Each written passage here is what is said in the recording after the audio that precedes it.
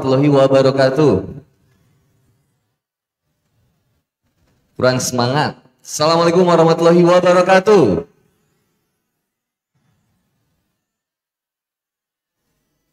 Alhamdulillahilladzi anzala sakinata fi qulubil mu'minin liyazdadu imanan ma'a imanihim. Asyhadu an la ilaha illallah wahdahu la syarikalah wa asyhadu anna Muhammadan abduhu wa rasuluh. Allahumma sholli ala Muhammad wa ala alihi wa sahbihi wa man tabi'ahum bi ihsani ila yaumiddin.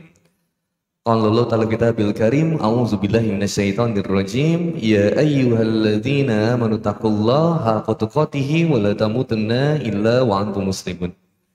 Ya ayyuhan nas ittaqu rabbakumul ladzi khalaqakum min nafsin wahidah wa khalaqa minha zawjaha wa batha minhuma rijalan katsiran wan nisaa wattaqullaha alladzi tasaaluna bihi wal arham innallaha kana 'alaikum raqiba. Ya ayyuhalladzina amanu taqullaha wa qulu qawlan sadidan yuslih lakum a'malakum wa yaghfir lakum dzunubakum wa may yuti'illaha wa rasulahu faqad faza fawzan 'azima. Amma ba'd.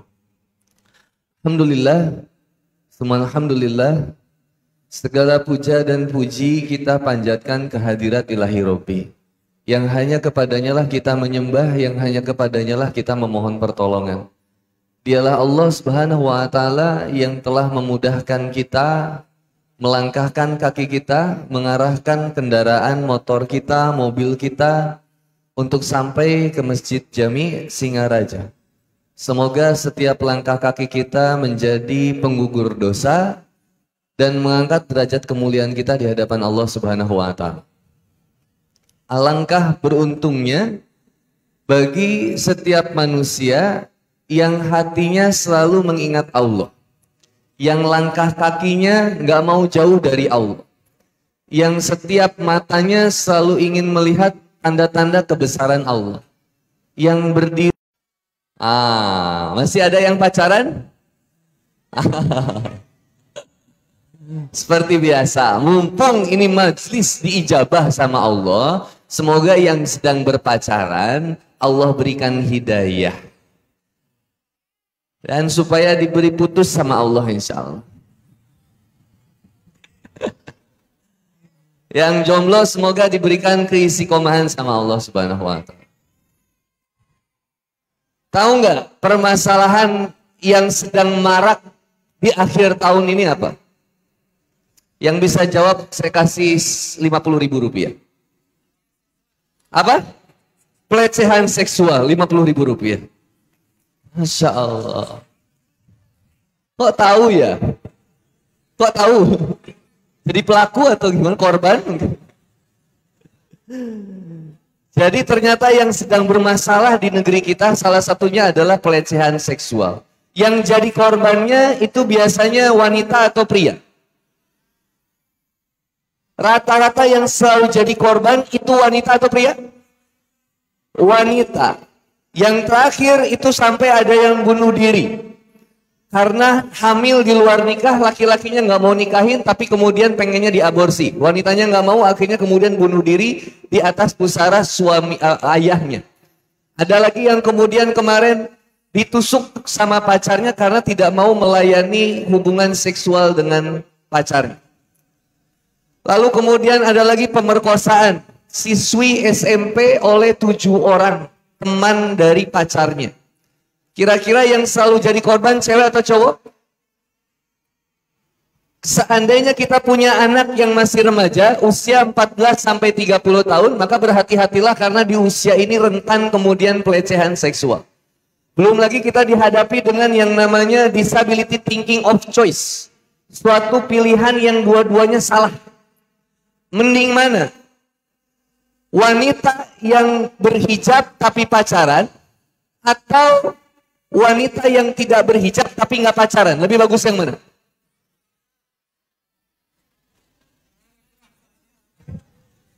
Yang dihijab pacaran atau yang tidak dihijab tidak pacaran? Bagus yang mana?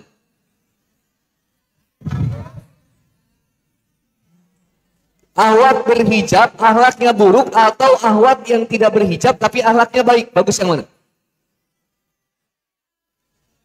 Ini namanya disability thinking of choice. Ada ustadz suka mencabuli santriwati dibandingkan dengan seseorang yang bukan ustadz tapi nggak pernah cabul. Bagusan yang mana? Hah? Ini kita dihadapkan dengan dua pilihan yang suka bermasalah. Bagusan mana? Seorang ahwat yang tidak berhijab tapi nggak pacaran, atau yang berhijab tapi pacaran? Ini dua-duanya salah. Yang benernya gimana? Berhijab dan tidak pacaran. Bagusan mana? Laki-laki yang sering ke masjid tapi suka pacaran, atau laki-laki yang nggak pernah ke masjid tapi nggak pernah pacaran? Dua-duanya salah. Yang paling baik laki-laki yang sering ke masjid tapi nggak pernah pacaran. Kita selalu dihadapkan dengan pilihan yang sulit. Padahal kacamata cara berpandangnya sederhana, yaitu cara pandangnya keimanan. Permasalahan yang paling penting saat ini permasalahan anak muda. Maka tema pada saat ini luar biasa. Temanya berbagi peran di jalan dakwah.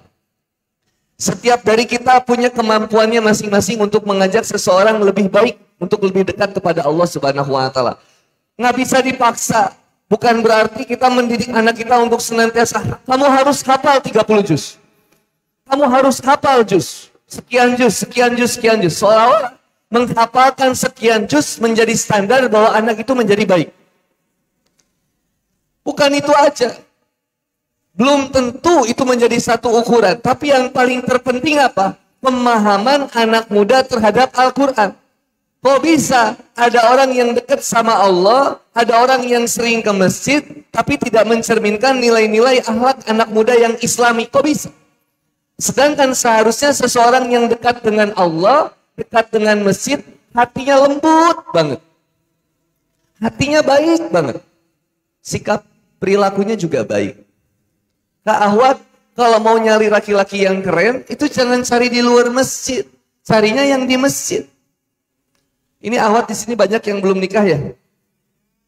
Assalamualaikum. Banyak yang belum nikah? Mau nikah? Kalau mau nikah carinya yang di sini nih, lihat nih. Oh, ada yang punya istri nggak apa-apa? Itu ada istrinya loh. Cari yang di sini. Kenapa? Karena laki-laki yang terbaik, laki-laki yang senantiasa dekat Allah. Allah aja nggak ditinggalin, apalagi kamu. Bismillah, saya boleh coret-coretan nggak? Benar. Kebaca nggak tapi? Di sini kali ya, kelihatan kali ya. Bismillah ya, mohon maaf nih sedikit coret-coretan. Tapi ini jadi pondasi buat kita semua. Permasalahan remaja di mana sih? Habis waktunya anak muda nih di mana sih? Satu, habisnya anak muda terutama Gen Z, Gen Alpha, itu habis waktunya di sosial media. Habis waktunya di mana sih? Gamers. Habis waktunya di mana sih? Film. Nonton film Korea. Sangeo.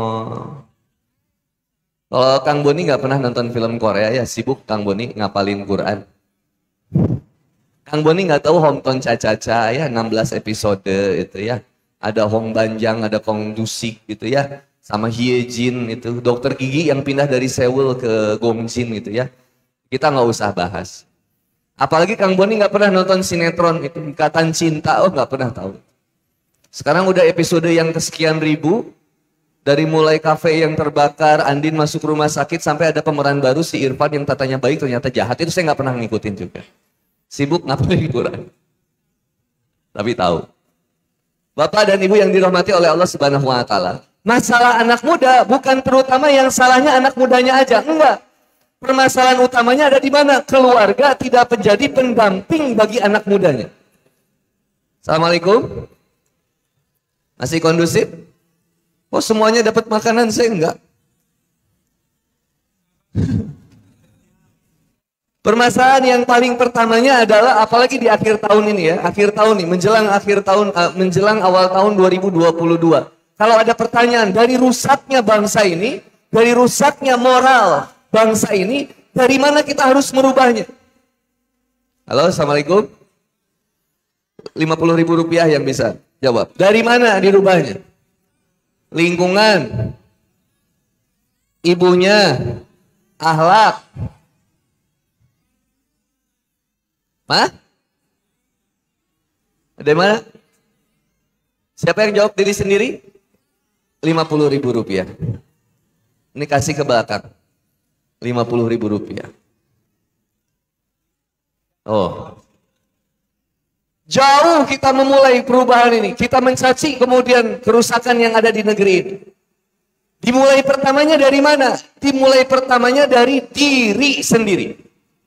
Assalamualaikum. Maka perubahan yang pertama, ini saya sebut perubahan sosial. Mudah-mudahan kebaca tulisan saya ya. Perubahan sosial. Perubahan sosial kemasyarakatan itu dirubahnya dari mana? Yang pertama dirubahnya satu dari diri dulu. Maka doa Nabi Adam kita pakai. Rabbana dzolamna anfusan. Ah, itu dede yang nangis kita kasih uang. Nggak boleh dihina dede yang nangis. Mana tadi yang nangis dede? Wah, habis uang saya juga nih. Ada berapa ibu anaknya, Bu? Ada 2, 3. Ini bagi 3 ya, Bu ya, 100.000 rupiah. Nih, Bu. Masya Allah. Kalau ibu-ibu yang nangis, jijik lihatnya, Bu ya. Perubahan diri dimulai dari mana? Dari satu dulu. Rabbana zolamna anfusan. Bahwa sebenarnya saya yang sudah zolim sama diri saya sendiri. Saya yang senantiasa bermasalah ini sebenarnya. Maka perubahan yang pertama dimulai dari diri. Jangan mudah mencari kesalahan dari orang lain. Terkadang kita suka membanding-bandingkan. Si fulan begini, si itu begini, si itu begini. Si ini begini, si ini begini. Enggak. Yang pertamanya kenali dulu diri saya dulu. Kenalin diri kita sendiri dulu. Jangan-jangan saya yang banyak salah dan bermasalah. Jangan-jangan saya yang belum bisa menjadi representasi muslim di masyarakat. Mohon maaf, saya sederhanakan. Jangan-jangan saya belum bisa menjadi contoh sebagai muslim yang terbaik bagi masyarakat kita. Bagi keluarga saya, bagi anak saya, bagi lingkungan saya. Jangan-jangan saya belum bisa menjadi contoh. Maka dimulainya dari mana? Dari diri aja dulu. Gimana cara memulai dari diri? 1.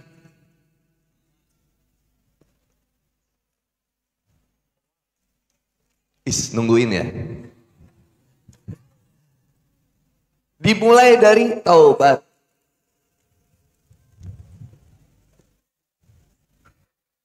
Ini kita bareng-bareng taubat. Menjelang akhir tahun, mau mengawali tahun. Mulai dari mana? Muhasabah panjang ini. Taubat. Kang Boni taubat, teman-teman taubat, kita semuanya taubat.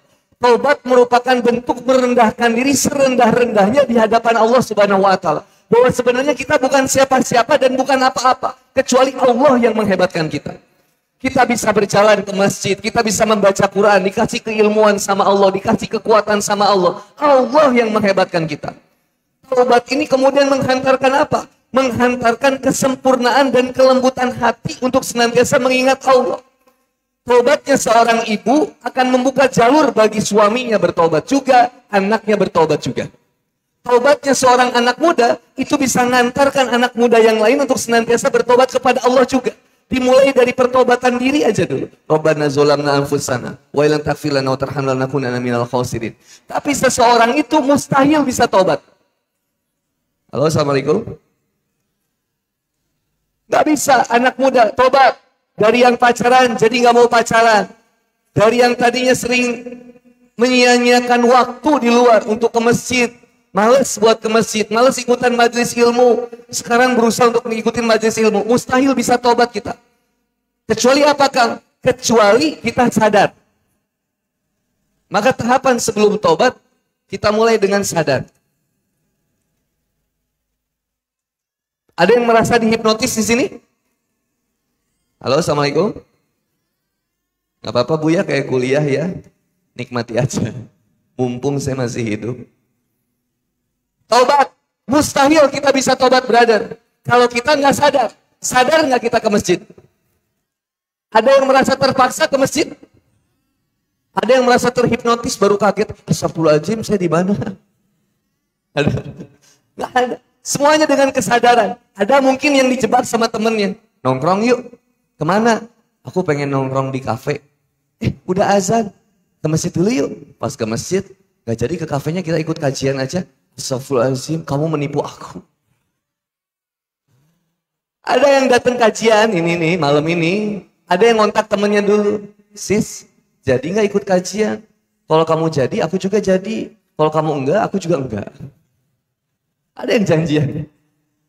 Tapi yang pertamanya sadar dulu aja. Salah satu kesadaran, mustahil kita bisa sadar kalau kita.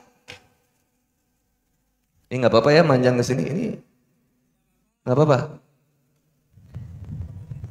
Mustahil kita sadar. Sadar akan apa? Taubat itu mustahil kita bisa taubat kalau kita nggak sadar. Sadar bahwa yang kita lakukan salah dan bermasalah. Yang ini salah, saya harusnya begini. Oh, saya tuh nggak boleh pacaran. Saya harusnya senantiasa menjaga kesendirian dalam ketaatan. Mau digombalin gimana juga nggak apa-apa. Nggak usah bikin quote sampai status WhatsApp. Aku yang membuatmu pulih. Tapi mengapa engkau memilih dia? Aku yang membuatmu pulih, tapi dia yang kau pilih. Makanya kalau lagi bikin postingan, di like pakai jempol, nggak usah dilihat pakai hati. Kebiasaan deh baperan. Ih Ustadz, ih mantan aku kepoin aku Ustadz, ya Allah. Kayaknya dia pengen balikan deh. Kitanya yang bermasalah. Ekspektasinya terlalu berlebihan, baperan. Sadar aja, oh saya tadinya nggak pernah sholat, saya seharusnya sholat loh. Karena sebenarnya penting sholat itu.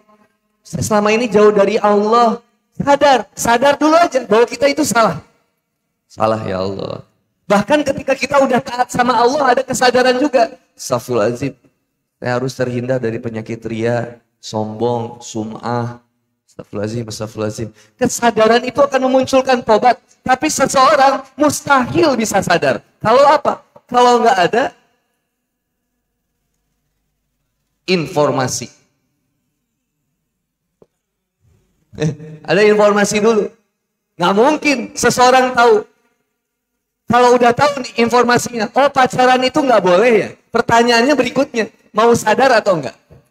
Mau sampai kapan akhwat? Berharap kepada seseorang yang nggak pernah menyayangi kamu sama sekali. Capek tahu nggak sayang sama seorang yang nggak pernah sayang sama kamu? Melelahkan. Bu, yang pertama bu, mustahil kita bisa taubat. Saya ulangi, assalamualaikum.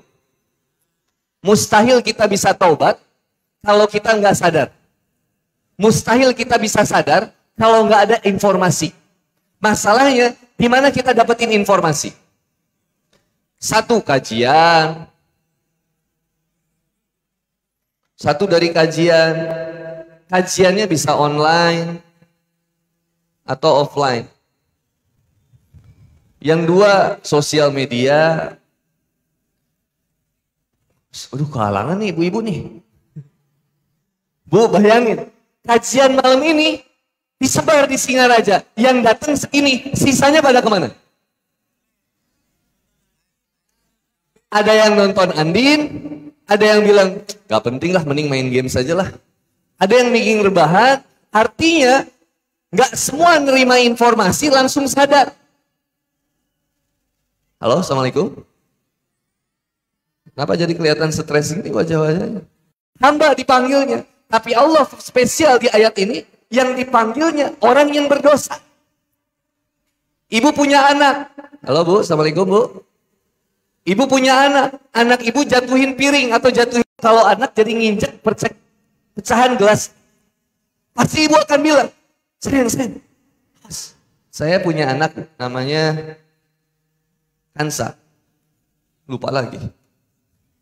Namanya Kansa. Anak saya yang pertama. Saya punya gelas. Gelasnya itu gambar muka saya. Jadi gelas favorit saya itu. Karena ada gambar muka saya. Suatu saat gelasnya pecah.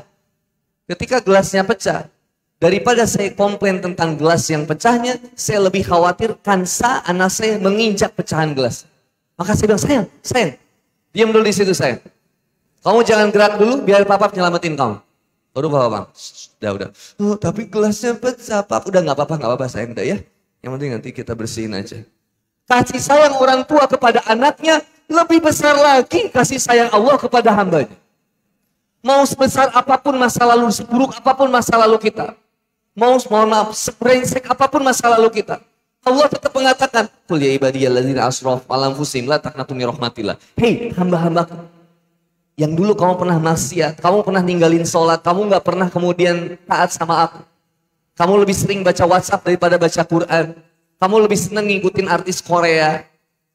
Kamu lebih senang ngikutin artis Korea, ngikutin kemudian artis-artis luar negeri daripada ngikutin Rasulullah Muhammad SAW. Kamu lebih sering kemudian baca kisah seseorang barat. Kehebatan Einstein, kehebatan ini kamu baca. Tapi kamu nggak mau baca kehebatan zaman Nabi, sahabat Nabi. Kamu dulu berpacaran. Kamu dulu pernah begini. Semuanya. Masa lalu kita masing-masing punya dosa masing-masing. Tapi Allah bilang, la taqnatu min rahmatillah. Jangan pernah berputus asa dari rahmat. Diajak untuk kemudian kita bertobat kepada Allah.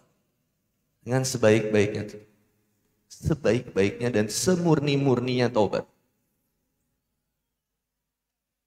Subhanallah. Jadi anak muda hari ini terus terang di Singaraja, banyakkan anak muda hari ini yang di Masjid Jami Singaraja atau yang lagi di luar Masjid Jami Singaraja? Hah? Di luar? Yang di luar atau yang di dalam nih? Banyaknya anak muda di luar atau di dalam? Di luar. Pada kemana? Kenapa nggak pada ke masjid? Kira-kira. Ada teman-teman kita yang masih di luar ada? Udah diajak belum ke masjid? Ada yang udah, ada yang belum. Yang udah dicuekin, dihinakan. Yang belum berarti kita yang kemudian salah dan bermasalah. Perubahan sosial dimulai dari diri. Yang kedua, saya skip dulu sini ya, ini kan sudah ya. Yang kedua dimulai dari keluarga.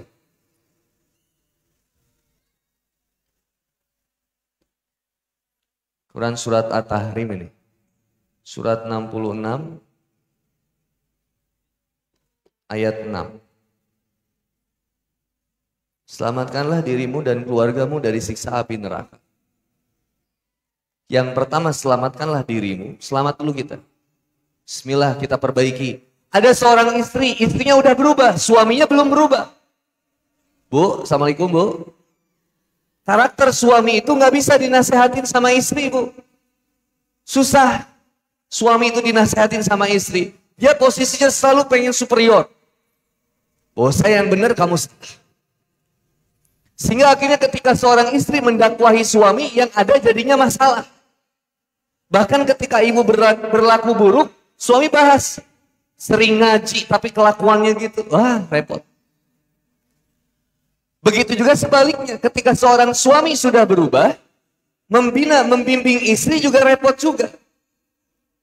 Jangan tuntut aku untuk sesuai dengan harapan. Lagian suaminya yang kepikirannya bukan memperbaiki istri, malah pengen nikah lagi. Ini jadi PR. Seharusnya istri menyadari bahwa suami saya yang hari ini adalah pemberian dari Allah. Begitu juga seorang suami menyadari bahwa istri saya hari ini adalah pemberian dari Allah. Mau bagaimanapun kekurangannya, aku syukuri dan aku bersabar dengan kekurangannya. Maka konsepnya menuntun tidak menuntut. Halo, Assalamualaikum. Konsep perubahan dalam keluarga, jangan banyak menuntut, tapi banyak menuntun. Jangan pernah tuntut anakmu sesuai dengan harapan. Tapi tuntun anakmu sesuai dengan harapan Allah. Saya ulangi, jangan pernah menuntut di dalam keluarga. Tapi bareng saling menuntun. Seorang suami menuntun istrinya. Seorang ibu menuntun anaknya. Sama-sama suami istri berpikir gimana caranya menuntun anak untuk sampai kepada ridho Allah Subhanahu wa taala. Yang jadi masalahnya, kadang ketika Jumatan, laki-laki calon pemimpin atau calon para suami, ketika beres Jumatan, yang dibawa pulang ke rumah itu apa? Isi khutbah Jumat atau besek. Besek itu apa namanya? Makanan. Kresek. Kan ada berkah Jumat itu. Suami pulang, beres Jumatan. Kata mamanya, "Papa, bawa apa?" Bawa nasi. Dari Jumat, Masjid Jami. Tadi khutbah, Papa tiduran. Dipilih aja ini tiang-tiang ini jadi lapak favorit. Bahkan nanti ada tulisannya sini. Sini 50.000 lapaknya. Buat nyender. Khotib Jumat naik. Innal hamdalillah nahmaduhu wa nasta'in wa nastaghfir. Nah, mulai tidur. Itu pulang ke rumah nggak ada yang dibawa akhirnya. Harusnya tiap laki-laki beres sholat Jumat, pulang ke rumah ceritakan sama istrinya. Sayang, tadi khutbah Jumat isinya begini. Sehingga istrinya juga cerdas. Lah istrinya juga malah nimbalin juga. Sok banget sih kamu, sok soleh banget sih. Sok-sok nyeramahin aku. Wah beda bu. Aisyah radhiyallahu anha ketika di rumah itu melayani suami. Rasulullah Muhammad SAW lagi beresin apa? Nyuci piring bu. Ketika nyuci piring, Rasulullah lagi nyuci piring. Aisyah lihat, kata Aisyah, ya Rasul, biar aku lanjutkan. Dilanjutkan sama Aisyah. Rasul lagi nyapu rumah, bersih-bersih rumah. Aisyah lihat, kata Aisyah, ya Rasul, biar saya lanjutkan. Dilanjutkan sama Aisyah. Rasul lagi menjahit pakaian. Tinggal satu kecos lagi itu bu. Kata Aisyah, ya Rasul, biar saya lanjutkan. Diberikan, dilanjutkan sama Aisyah. Ibu lihat suami di rumah lagi sapu-sapu. Nah gitu dong.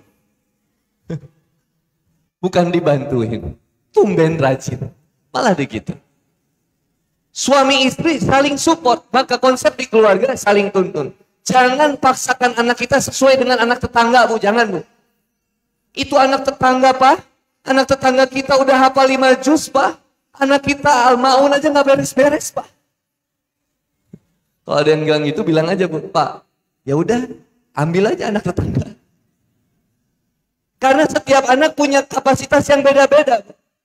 Jangan dipaksa anak untuk kemudian menghafalkan begitu. Tapi tanamkan dalam anak cinta masjid, cinta Quran, cinta Allah, cinta Rasul. Itu yang ditanamkan. Bukan dipaksakan. Jangan sampai Qurannya nempel, tapi maknanya nggak nempel. Sehingga dia trauma kepada Quran. Trauma. Karena kemudian saya harus ngapalin sekian, saya harus ngapalin. Jadi target.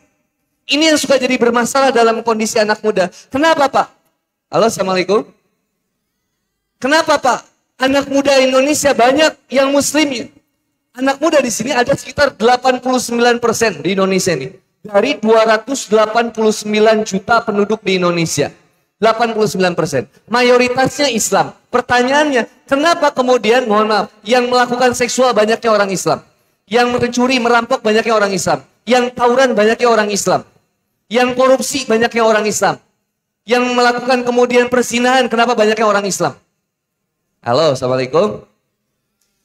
Karena Islam dibiasakan menjadi identitas. Bukan menjadi prinsip hidup. Islam hanya sekedar KTP. Apa agamanya? Islam. Maka kata Buya Hamka, rahimahullah, kata beliau, Allah yarham. Kata beliau, kalau mau lihat umat Islam, lihat ketika sholat Id, Idul Fitri, Idul Adha, itu umat Islam banyak. Tapi kalau mau lihat orang yang takwa, lihat sholat subuh. Lihat sholat subuh. Kalau di masjid yang lain, nggak di masjid Jami. Kakek-kakek. Bismillahirrahmanirrahim. Yang aminnya bertiga doang. Amin. Ada di salah satu kampung. Yang azannya dia, yang qomatnya dia, imamnya dia. Nggak ada makmumnya. Kenapa Pak? Pertama potensi yang pertamanya. Keluarga tidak menjadi baiti jannati. Maka ini peran dakwah. Jalan dakwah, Allah membahasakan dalam Quran surat An-Nahl, Ud'uni ila sabili rabbik bil hikmah wa mau'izatil hasanah. Disebutnya jalan. Jalan ini banyak untuk sampai kepada Allah Subhanahu wa taala. Untuk sampai kepada Allah Subhanahu wa taala, jalannya banyak. Mau dari mana jalannya? Ada yang jalur hijrahnya, taubatnya dari bangkrut, dapat hidayah sampai kepada Allah. Ada yang jari diputusin itu bukan menyesal, sakit hati Ustaz. Dia lebih memilih si Ujang Ustaz. Justru sakit hati itu membuat kita jadi tobat supaya dekat sama Allah. Allah selalu punya cara untuk membuat kita bertekuk lutut di hadapan Allah. Kalau enggak dengan cara itu kita nggak tobat-tobat. Ada yang kemudian dimiskinkan, dihabiskan hartanya, ditipu oleh seseorang, dikhianati oleh seseorang, disakiti oleh seseorang, difitnah, terus dicaci maki. Tapi dari itu semua membuat kita jadi kembali kepada Allah Subhanahu wa taala. Maka bersyukurlah kepada Allah ketika kita merasakan ujian sehebat itu. Siapa manusia yang paling beruntung? Manusia yang ketika diuji dengan sesuatu yang tidak mengenakan, tapi dia jadi mengingat Allah. Wabassiris sabirin. Berikan kabar gembira kepada mereka yang sabar. Siapa ya Allah?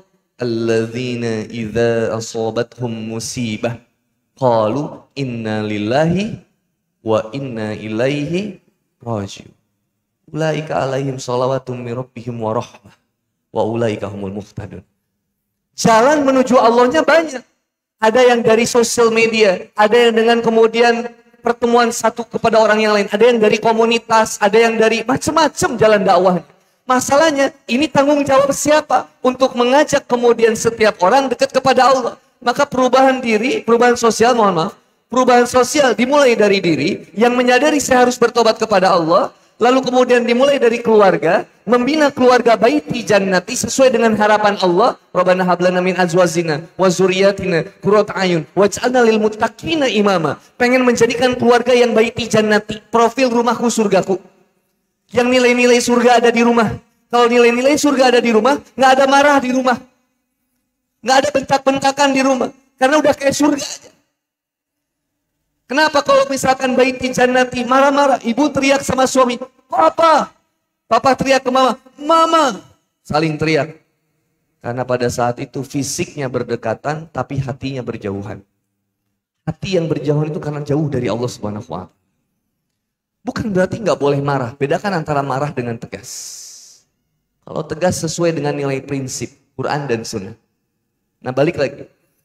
Ketika keluarga sudah menjadi keluarga baiti jannati, ayahnya sudah dekat dengan Allah, istrinya sudah dekat dengan Allah, maka ayah dengan ibu akan sama-sama mendidik anak, menuntun anak untuk mencintai Allah. Ingat gak dulu? Ada dilakukan Asmaul Husna itu Bu. Terus sifat-sifat Allah. Wujud, qidam, baqa. Terus apa lagi? Lil hawadisi, terus qiyamuhu wadahmi, ilmu,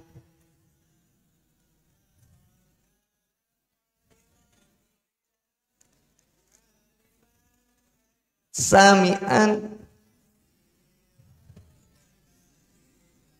dinyanyiin supaya anak kita dekat sama Allah. Bahkan Asmaul Husna juga gitu. Ya Allah, Ya Rahman, Ya Rahim, Ya Malik, Ya Kudus, Ya Salam, Ya Mu'min, Ya Muhaimin, dan seterusnya. Diajak anak supaya kemudian senang kepada Allah. Di masjid diajak untuk senantiasa anak ingat kepada Allah. Setiap beres ngaji, diajak untuk kemudian ingat sama Allah dan memuliakan Quran. Doanya luar biasa itu. Doa hatamul Quran gimana Bu? Allahumma arhamna bil Quran waj'alhu lana imaman wa nura wa hudan wa rahmah. Allahumma dhakkirna minhuma nasina wa alimna minhuma jahilna warzuqna tilawatahu ana alaihi wa atraf waj'alhu lana hujjatan. Ya.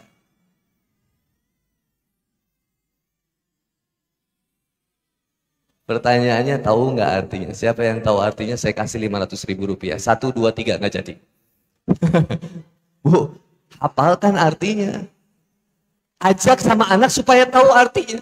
Anak saya tanya istri saya, Bu. Ini istri saya hadir, alhamdulillah, Bu. Nih istri saya. Ya, nggak usah dilihat laki-laki. Wow. Istri saya dijaga. Ini istri saya. Anak saya usia 8 tahun, Pak. SD. Saya nggak pernah maksa dia sholat. Awalnya saya pernah bilang, Kansa, kalau kamu nggak sholat, Allah marah. Jawaban Kansa cerdas. Kata Kansa, Allah nggak gitu deh. Masa Allah pemarah? Kan Allah baik. Anak usia 8 tahun, Pak. Mau jawab apa? Maka akhirnya saya tanya dulu, kamu sholat kenapa? Akhirnya dia jawab, saya sholat, aku sholat kan disuruh papa sama mama. Kalau aku nggak sholat, papa sama mama marah. Saya nggak mau jawaban itu.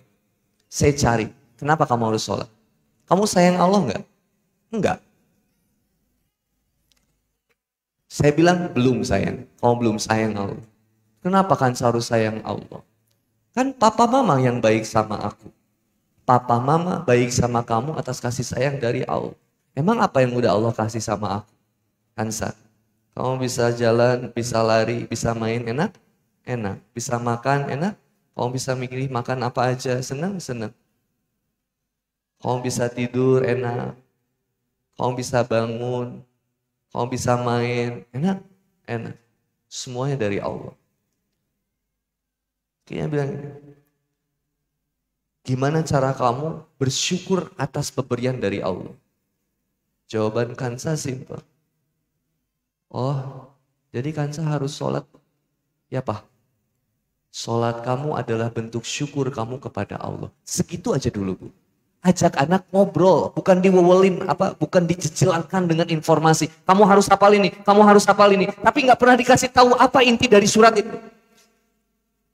Rabbi firli warhamni wajbuni wafani warzuqni wahdini wafini wafuani. Apa anak, tapi nggak tahu maknanya. Sampai ibu ketika usia seperti ini, ibu ditanya, inna aqtoina kal kausar. Ibu ditanya, artinya apa, Bu? Wallahu a'lam bishawab. Jangan diturunkan kepada anak.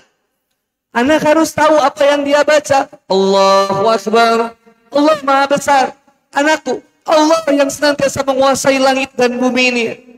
Allah yang menurunkan hujan, yang menumbuhkan tumbuh-tumbuhan ini, sayangku.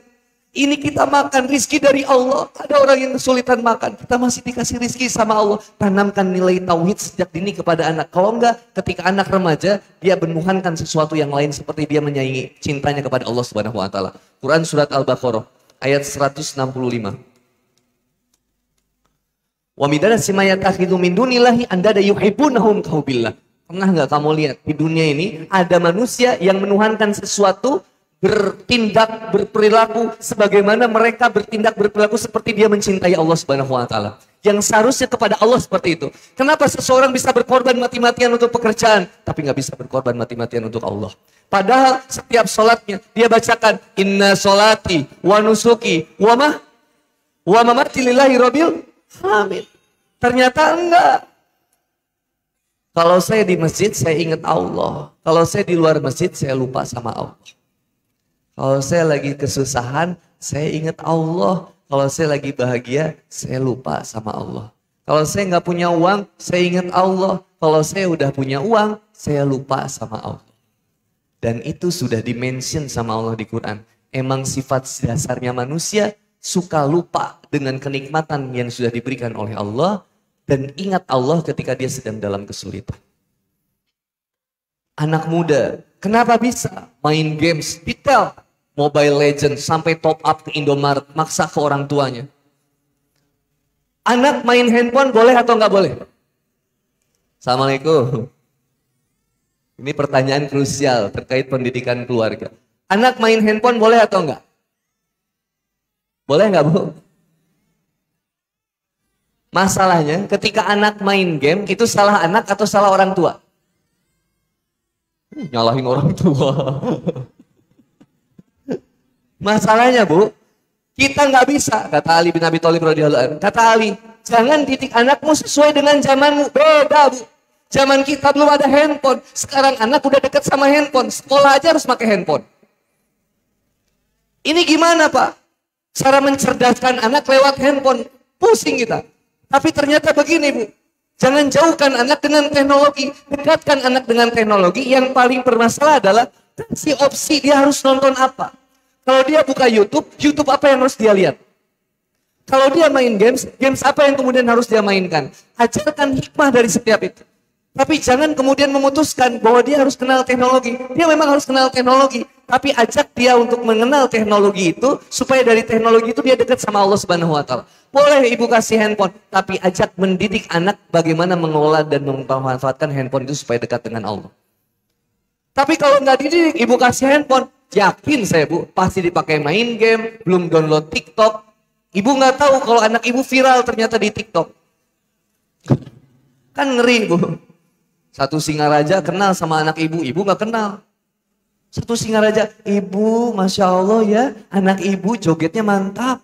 Subhanallah, anak saya joget di mana? Ini di TikTok. Kaget ibu baru bilang, astagfirullah. Nah, sini. Ini kamu ngapain, Bu? Ibu sering ngaji, anaknya ternyata seksi gini. Baru kaget. Kalau begitu, terlambat. Maka sebelum terlambat gimana? Ayo, perubahan sosial dimulai dari perubahan diri, orang tua berubah, anak ikut berubah, baru kemudian kita berubah keluarga. Yuk perbaiki keluarga, suami istri ngobrol gimana cara mendidik anak. Baru terakhir, di sini ada perubahan umat, perubahan masyarakat, umat, seluruhan masyarakat Singaraja. Kira-kira di Singaraja masih ada nggak yang muslimnya mabok? Masih ada nggak? Yang muslimnya nggak pernah sholat, ada nggak kira-kira? Yang muslimnya nggak ada waktu buat ke masjid, ada nggak kira-kira? Ada. Yang ibu-ibunya suka ngegosip, masih ada? Sampai tukang sayur ibu gosipin juga. Masih ada umat muslim yang main judi? Pertanyaannya, dari semua kerusakan yang ada di umat, ini tanggung jawab siapa? Masih ada yang suka mencuri, merampok, membunuh, ada? Kira-kira di Singaraja ada merampok, membunuh, mencuri, memperkosa, ada nggak kira-kira, Pak? Assalamualaikum. Dari semua permasalahan yang di umat, pertanyaannya, ini tanggung jawab siapa? Tanggung jawab siapa, Pak? Mohon maaf. Tanggung jawab kita semua. Ternyata kerusakan yang ada di Singaraja. Ayo kita breakdown sekarang.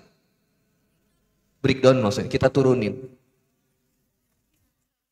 Bu, turunin, Bu.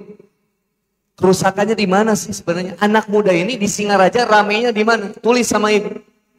Anak muda ini ramenya di mana sih? Misalkan ada HOP. HOP itu hangout place. Oh, anak muda kita tuh Singaraja sering nongkrong. Nongkrongnya di mana? Turunin, nongkrongnya di mana? Sibuknya apa? Hobinya apa? Turunin. Kalau mau beresin anak muda, Pak. Wanitanya sibuk di mana sih? Di kamar, nonton, turunin. Pertanyaan berikutnya, Bu, mohon maaf, pertanyaan berikutnya. Gimana cara menyelesaikan ini semua? Maka kita yang ada di sini, kita harus berubah. Bukan sekedar menjadi penikmat kajian, penikmat komunitas. Enggak, kita berubah. Untuk pertama, jadi yang namanya AOC dulu. AOC ini namanya Agent of Change, agen perubahan. Setiap dari kita harus jadi agen perubahan. Yang anak kecilnya dididik jadi agen perubahan. Untuk senantiasa menjadi anak kecil yang cinta masjid, cinta Quran, cinta kepada Allah dan Rasulnya. Yang ibu-ibunya buat satu komunitas yang senantiasa mencintai Quran, cinta masjid, cinta Allah, cinta Rasulnya.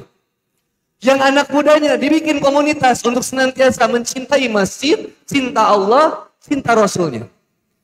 Sehingga dari setiap komunitas ini, ayo kita bagi tugas. Saling mendakwahkan. Yang ibu-ibu, dakwahkan ibu-ibu lagi. Ajak ibu-ibu lagi.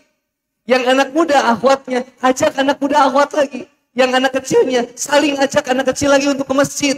Yang anak muda laki-lakinya, ajak anak muda laki-lakinya untuk kemudian mencintai Allah. Semuanya harus jadi agent of change. Lihat bahasa dari Allah Subhanahu wa taala memuji seseorang yang senantiasa mendakwahkan kebaikan. Wa man ahsanu qawlan mimman da'a ilallah wa amila sholihan wa qala innani minal muslimin. Siapa yang lebih baik perkataannya kecuali mereka yang senantiasa mengajak, menyeru, membina, meraih tangan setiap sahabatnya untuk dekat kepada Allah Subhanahu wa taala. Dan mereka senantiasa beramal soleh. Nyuruh sholat, dia juga sholat. Nyuruh ngaji, dia juga ngaji. Nyuruh majlis salim, dia juga ikut majlis salim. Nyuruh nggak pacaran, dia juga nggak pacaran. Bahkan kemudian kata Allah, qala innani minal muslimin. Dan dia mengatakan, saksikanlah ya Allah, bahwa aku berserah diri kepadamu ya Allah.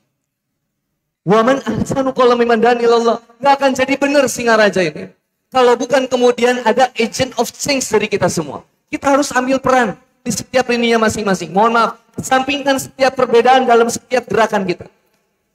Ada yang kemudian, mohon maaf, yang gerakannya di NU, yang gerakannya di Muhammadiyah, yang gerakannya di sini. Ayo sama-sama saling merangkul. Kondisi kita sedang tidak baik-baik saja, Pak. Assalamualaikum. Nggak bisa kita mencaci kemudian negara Indonesia dengan, wah ini gini, ini begini, ini begini. Tapi kita nggak pernah melakukan apa-apa. Maka mulai dari diri kita, mau nggak diri kita berubah? Berikutnya, mau nggak kita mengajak keluarga kita juga berubah? Lalu berikutnya, gimana cara merubah masyarakat kita? Maka masjid jami ini harus jadi tempat senantiasa pendidikan anak muda. Dan juga ibu-ibu, anak kecil untuk senantiasa mengingat kepada Allah Subhanahu wa taala. Biar dari sini nanti lahir. Yang rumahnya di mana? Ada yang rumahnya, mohon maaf, misalkan di Buleleng, ada yang rumahnya di Negara, ada yang rumahnya di mana? Yang senantiasa dia akan menyebarkan kebaikan-kebaikan juga. Mohon maaf, Nasrani, Hindu, non-Muslim itu nggak pernah baca kitab kita, nggak pernah baca Quran, nggak pernah baca hadis, nggak pernah baca sirah nabawiyah. Mereka melihat Islam dari kita. Mereka melihat Islam dari kita. Maka wajar, mohon maaf, ada ustaz yang mencabuli 14 santri. Yang jadi rusaknya bukan ustadznya aja. Yang jadi rusaknya Islam, Pak. Yang jadi rusaknya pesantren. Padahal Islam gak kayak gitu. Gak pernah ngajarin itu. Salah dan bermasalah seperti itu. Bu, ini buat ibu-ibu saya tanya. Bu, jawab dengan jujur. Poligami banyak yang berhasil atau gagal? Jawab dengan jujur. Banyak yang berhasil atau gagal? Mustahil aturan Allah banyak yang gagal. Karena ibu banyak nonton sinetron dan gosip. Masa iya Allah kasih aturan tapi banyak yang gagal? Gak mungkin. Jadi yang bermasalah siapa? Oknum. Ibu tahu nggak? Poligami di dunia itu banyak yang berhasil.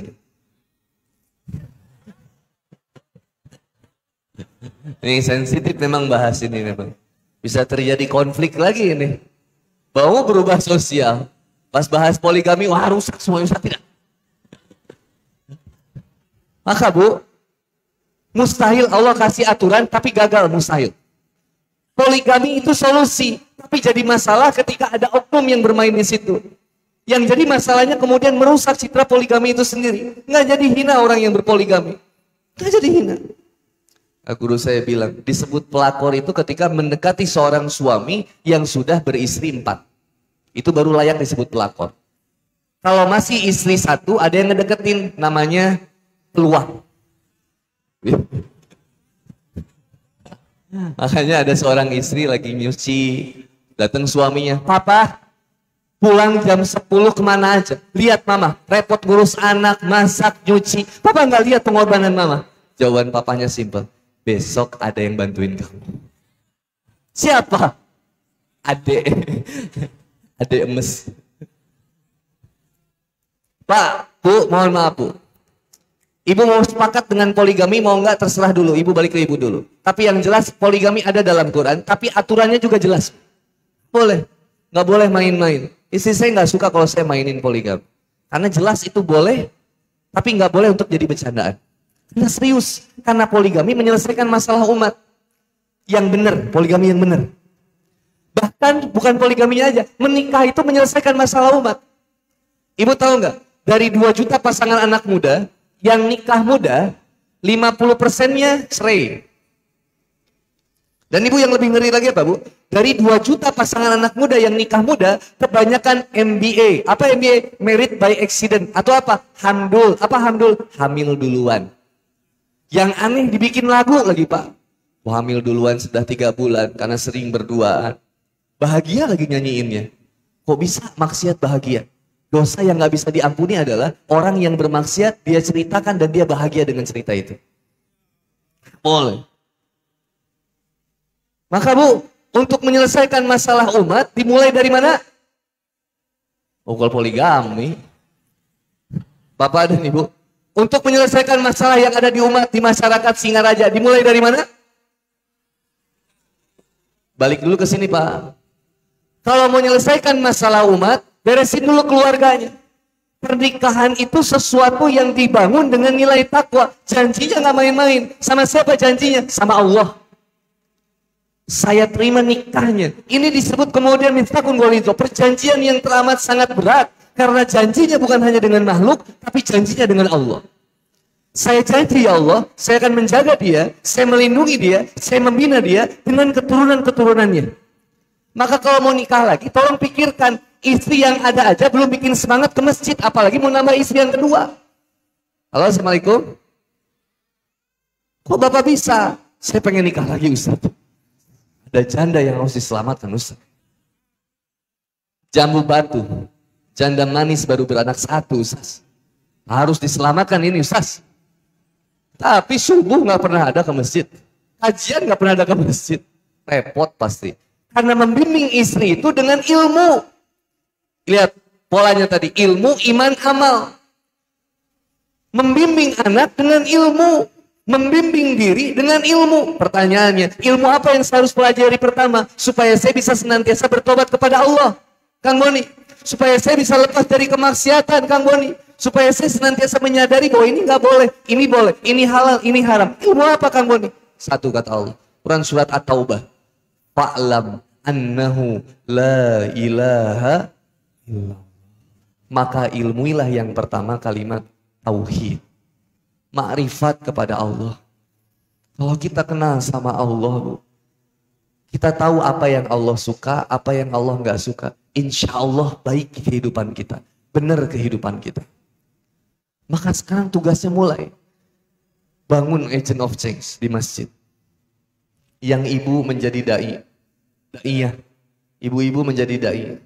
Agen perubahan Bu. Ibu harus berani menyuarakan kebenaran. Jangan suka diam. Kalau ada yang salah, salah bilangnya. Jangan aneh Bu. Kalau ibu sudah nggak berani menyuarakan kebenaran, ibu akan melihat anak muda berpacaran, berciuman di pinggir jalan, ibu biarkan. Sampai nanti akhirnya ada orang yang berhubungan seks di pinggir jalan, kita nggak berani negur juga. Mulai dari perubahan untuk kita membangun diri kita agar berani menyuarakan kebaikan. Setelah agent of change, ada agen perubahannya, baru ada AOD. Agent of development. Harus dibangun. Maka ada pendidikannya. Yang anak ada pendidikannya. Ada namanya TKA, TPA, TPQ, silakan. Yang remaja ada istilah prismanya. Pembinaan remaja Islam masjid misalkan. Yang anak mudanya, yang SMA ke atas, kuliah, ada pembinaannya juga. Di Masjid Jami misalkan tadi ada komunitasnya. Yang kemarin, bahkan kemarin ada acara apa Bu? Tadi malam tuh Bu? Ladies Night ya, Masya Allah. Mama ya, Masya Allah. Dapat award. Kemarin malam ya, dapat award. Silakan dibina. Lihat Bu, zaman dulu. Ulama zaman dulu sudah merumuskan kalau yang namanya masjid, itu pasti kegiatannya harus ada itu Bu. Ada TKA atau TPA, itu pasti itu. Zaman dulu tuh anak-anak nginep di masjid, dari maghrib, isya, pulang subuh, biasa gitu lah. Setelah TKA, TPA ada remaja masjidnya. Remaja masjid. Selain remaja masjid yang sudah dewasa, usianya sudah 18 SMA ke kuliah, masuk ke namanya pembinaan pemuda masjid. Dibikin komunitas pemuda masjidnya. Setelah ada pemuda masjid, yang bapak-bapaknya nanti aktifnya di DKM. Yang ibu-ibunya aktif, yang namanya majelis ta'lim. Ini lihat konsepnya Pak, dari dulu udah begitu. Sehingga setiap generasi dibina. 4G, 4 generasi. anak, remaja, pemuda, orang tua. Maka kita ambil peran sekarang. Kalau di luar masjid gimana? Teman-teman yang mau aktif di klub motor silakan aktif. Tapi niatnya tadi untuk merubah, mengajak mereka yang belum mengingat Allah untuk bisa ingat Allah. Tapi jangan ikut klub motor tanpa aktif di masjid. Kenapa? Menyelam berbeda dengan tenggelam. Kira-kira anak muda Singaraja banyak yang pacaran atau nggak pacaran? Banyak yang pacaran. Maka gimana saya supaya bisa istiqomah? Gabung sama komunitas misalkan namanya Jovisa ya, Jomblo Visabilillah misalkan. Gabung, jomblo semua ngumpul. Yang tersiksa, tersakiti itu kumpul. Jadi satu majelis. Majelis jomblo iya misalkan. Gabung itu di satu majelis itu untuk saling menguatkan, mengingatkan di jalan Allah. Udah begitu, dakwahi teman-temannya. Dakwahi si A, dakwahi si B. Ini bisa berubah sedikit di Instagram yang memotivasi teman-teman supaya maksiat. Kenapa teman-teman gak berani menyuarakan nilai kebaikan di Instagram?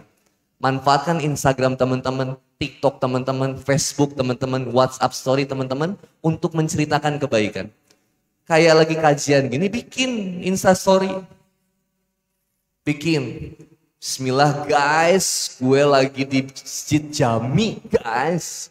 Lagi bareng Kang Boni, guys, Masya Allah, lagi kajian, seru guys, posting. Ini kita, enggak Ustaz, ria Ustaz. Motivasi anak mudanya, kabarin bahwa kita ada pengajian supaya mereka tertarik. Jangan pikirin yang nyinyir selalu ada. Tapi pikirkan mereka yang ingin dan sedang menunggu seseorang diajak menjadi baik. Asal nggak usah posting lagi tahajud sampai live Instagram, nggak usah. Lebay. Bismillah. Rokaat kedua guys. Nggak usah lah. Nggak usah selebay gitu. Ya. Lagi ngaji ya boleh. Bismillah. Lagi belajar tahsin. Nanti ada yang komen. Lagi ngaji aja dibikin instastory. Nggak usah repot-repot komennya. Bismillah. Semoga ada yang termotivasi. Itu aja. Kalau ada niatan buruk, astagfirullah. Makanya sebelum posting itu istighfar dulu, bismillah dulu. Buka Instagram itu bismillahirrahmanirrahim. Baru buka Instagram. Kalau nggak bismillah dulu yang dilihat nanti yang seksi-seksi. Ya Geraldine, repot lah. Ikhwan, unfollow, ahwat, jangan di follow. Stres nanti, apalagi yang jomblo, udah. Nge-follow mantan segala macam. Yang di follow itu hanya istri wanita kita tercinta. Oh, kalau yang belum punya istri ya nikah. Ya jangan follow istri orang. Follow istri kita. Istri, ahwat. Tapi ini saya ngajak aja ya. Saya nggak pernah nyuruh mamam, istri saya. Tapi kita ngajak. Dan mamam sendiri yang terinspirasi. Saya nggak mau di follow ikhwan. Kenapa saya bilang? Supaya cantik saya cuma dilihat sama kaum. Maka ahwat gembok akunnya. Jangan biarin laki-laki lain lihat. Cuman pengen di follow sama wanita lagi. Tulis di profilnya ahwat only. Tapi boleh nggak ahwat nge-follow ikhwan? Boleh, yang bisa memotivasimu dekat kepada Allah. Contohnya Andi Boni misalkan. Follow. Tapi yang nggak memotivasi nggak usah di follow lah. Yang bikin jadi stres nggak usah lah. Kenapa akun gosip di follow? Akun yang dakwah nggak di follow, dah lah. Manfaatkan sosial media handphone kita. Kuota kita, manfaatkan buat belajar, deket sama Allah, download Quran Android, download kemudian Instagram, tapi Instagramnya dipakai buat dakwah juga. Nggak usah repot, Ustaz, follower saya cuma ada 100 orang Ustaz. Nggak, berapa banyak amal besar hancur hanya gara-gara niat. Berapa banyak juga amal yang kecil menjadi begitu besar gara-gara niat. Ingat kisah Nabi yang dimakan sama ikan cubung, ikan apa? Paus, ikan cubung kecil. Kan paus. Nabi siapa? Nabi Yunus. Ibaratnya Nabi, mohon maaf. Misalkan, ibaratnya Nabi Yunus bikin akun Instagram. Followingnya semua di follow. Satu masyarakat di follow semua. Tapi nggak ada satupun yang nge-follow dia. Dia terus nge-follow orang, tapi dia nggak pernah di-follow sama orang. Bahkan dia postingannya pun ribuan, ngajak orang buat sholat, ibadah kepada Allah. Gak ada yang nge-like, gak ada yang komen, gak ada yang nge-share. Sakit hati gak kira-kira? Komennya udah sampai, postingannya udah sampai ribuan. Tapi gak ada yang nge-like, gak ada yang komen, gak ada yang nge-share. Sampai akhirnya kata Nabi Yunus, udahlah, tutup akun aja lah. Naik perahu. Begitu naik perahu, terlempar dari perahu. Dimakan sama ikan paus. Introspeksi di sana. Astagfirullahaladzim. Ya muqallibal qulub itu Allah. Kenapa saya repot? Tugas saya itu menyebarkan, mengingatkan, mengajak. Saya kenapa jadi mengharapkan mereka berubah? Astagfirullah, saya jadi berputus asa dari jalan Allah. Muhasabah. Akhirnya begitu keluar dari paus, ternyata satu masyarakat sudah langsung mengenal Allah. Begitu dibuka lagi akun Instagramnya, ternyata sudah banyak yang nge-follow dia. Bayangin. Tugas kita cuma menyiarkan, satu orang bisa merubah 10 orang, itu udah luar biasa. Karena kalimat dakwahnya yang sederhana. Yuk sama-sama dari pengajian ini kita ada efeknya. Efeknya pertama apa? Efek kita untuk semakin semangat bertobat kepada Allah, diri kita. Muhasabah. Bikin perencanaan perbaikan diri kita. Yuk bikin perencanaan. Mau bagaimana kita menjadi pribadi yang lebih baik lagi. Untuk berikutnya, ajak teman. Ini terakhir sebelum ada sesi tanya jawab karena sudah jam 10:30 malam. 9:30. Cepet di sini waktu ya. Jam Jawa ini. Jam Jawa masih 8:30. Terakhir Bu. Dari semua kesimpulan ini, gimana caranya kita berubah diri, berubah keluarga, dan berubah umat? Satu. Ada guru. Pentingin. Di Singaraja ada guru-guru kita. Di sini yang standby. Ayo pelajari deh beliau. Jangan pas kajian Handi Boni rame, tapi pas guru kita sendiri kita sepi. Males ah. Bukan Handi Boni. Kalau kita niat ikhlas pengen berubah, dekati guru.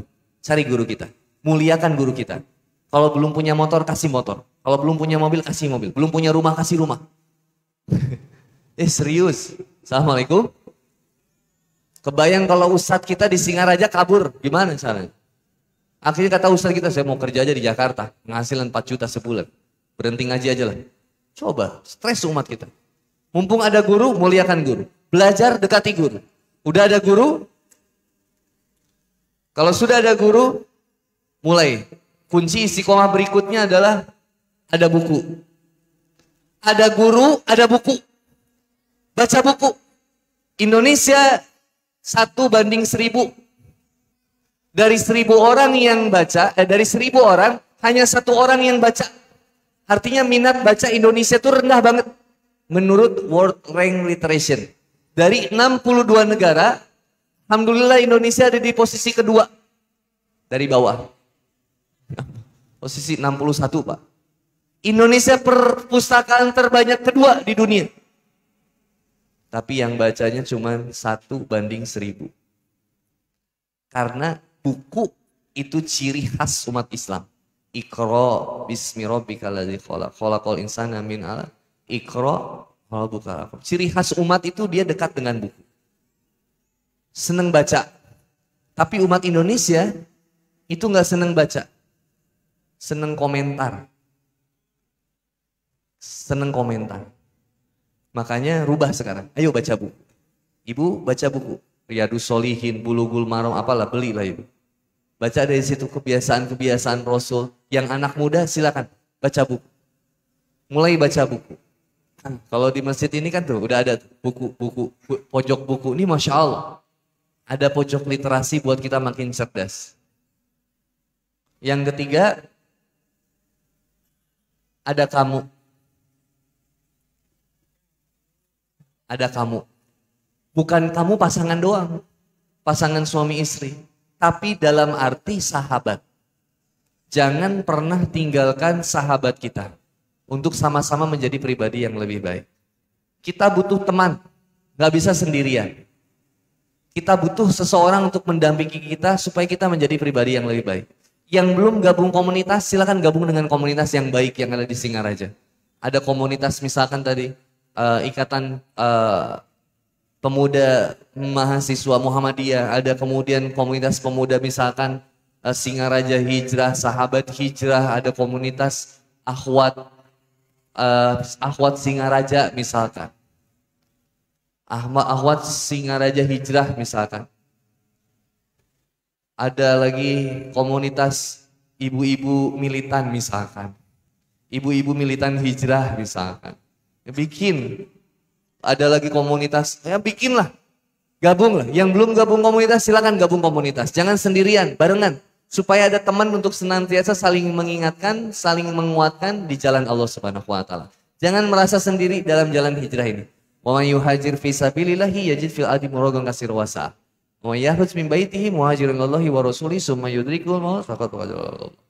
Bahwa jaminan dari Allah seseorang yang berhijrah nggak akan kekurangan teman deh insyaallah. Ajak teman-teman kita untuk senantiasa bertobat kepada Allah dan temani mereka semua untuk saling diingatkan, saling menguatkan di jalan Allah. Itu aja yang bisa Kang Boni sampaikan. Dari Ibu, dari Bapak ada yang ingin dipertanyakan, persilakan dihitung sampai 3, 1, 2, 3, terima kasih. Kalau tidak ada, alhamdulillah. Ada? Assalamualaikum. Ini bingung atau stres atau gimana nih? Kebayang ya? Kebayang? Kebayang. Jadi siap buat sama-sama berubah? Assalamualaikum. Ada yang mau tanya silakan. Kalau ada ibu-ibu yang mau nanya, bawa bapak. Ada? Enggak? Cukup? Cukup ibu ya?